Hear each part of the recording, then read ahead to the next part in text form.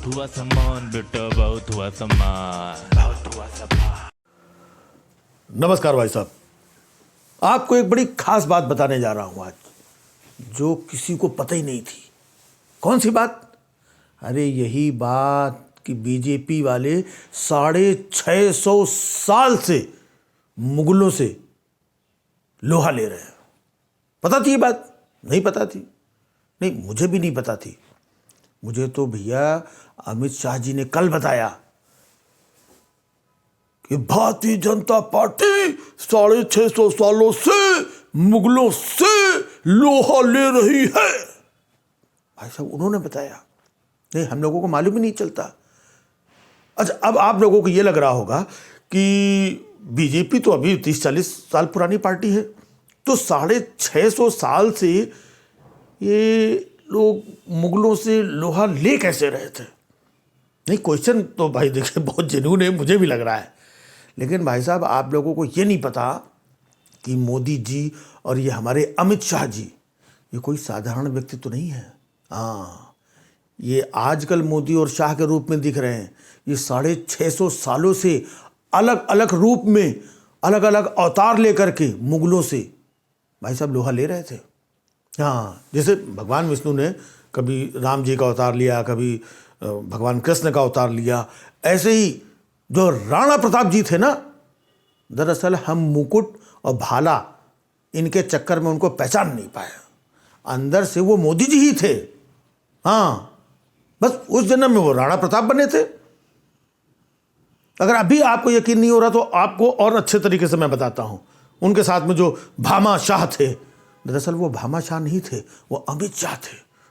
हाँ, अब देखो, उन्होंने तो सरनेम, तब भामा शाह था, अब अमित शाह है, सरनेम आज तक चेंज नहीं किया। तो बस ये लोग अलग अलग अवतार लेकर के 650 सालों से भाई साहब मुगलों से लोहा ले रहे थे।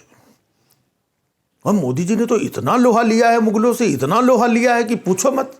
आज 125 करोड़ लोगों को गोलियां दे रहे हैं आयरन की। भाई इतना लोहा किस काम आएगा? देश के काम आना चाहिए, 125 करोड़ लोगों के काम आना चाहिए। जैसे मोदी जी बोलते थे ना कि अगर विदेशों से काला धन आ गया तो सबको 15-15 लाख मिल जाएंगे। तो काला वाला धन तो जब आएगा तब देखा जाएगा। फिलहाल जो लोहा ले आए हैं उससे गोलियां तो दे ही देना सबको आयरन की। एक बात और समझ में नहीं आती कि आज की डेट में हिंदुस्तान में मुगल कहाँ है? कौन है मुगल? मतलब क्या मुसलमानों को मुगल समझते हो या मुगल मानते हो? अगर मुसलमान अगर मुगल हैं तो भाई साहब ये कौन, मुख्तार अब्बास नकवी, शाहनवाज हुसैन और ये और भी है ना 2-4 जो आपके, तो ये भी मुगल हैं। नहीं, आप करो कि हम तो मुगलों से हमने लड़ाई की, तो लड़ाई तो आप किसानों से कर रहे हो, तो किसान मुगल है। लड़ाई तो आप छात्रों से कर रहे हो, उनके ऊपर लाठी डंडा जो रोजगार मांगते हैं उनसे लड़ाई चल रही, तो क्या छात्र मुगल है? मुझे ये नहीं समझ में आता है फिर मुगल है कौन? ये कांग्रेसी लोग मुगल हैं?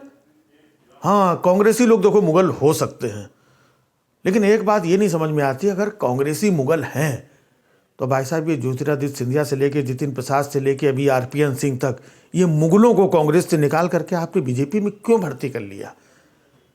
अच्छा, कोई कितना भी बड़ा मुगल हो, बीजेपी में शामिल होने के बाद मुगल नहीं रह जाता है, राष्ट्रवादी हो जाता है। ये तो यार कमाल की बात है। फिर तो हमको लग रहा है कि अगर औरंगजेब ने भी सही टाइम पे अगर बीजेपी ज्वाइन कर ली होती तो भाई साहब वो भी मुगल नहीं होता। लेकिन जो भी है, देखो भाई, हमारे मोदी जी, शाह साहब ये मुगलों से लोहा ले रहे हैं, समझ रहे? इन्हीं की वजह से हम लोग सुरक्षित हैं, क्योंकि मुगलों से लोहा ले रहे हैं, मुगलों को निपटा रहे हैं। सब मुगलों ने यार जीना हराम कर रखा है। यहाँ आदमी जो है गूगल में फंसे कि मुगल में फंसे, कहाँ फंसे समझ में नहीं आ रहा है। खैर चलिए, ये दोनों लोग हैं, तब तक हम लोग सेफ हैं। नहीं तो और क्या कहेंगे भैया, बहुत हुआ सम्मान है। बहुत हुआ सम्मान बेटा, बहुत हुआ सम्मान, बहुत हुआ सम्मान।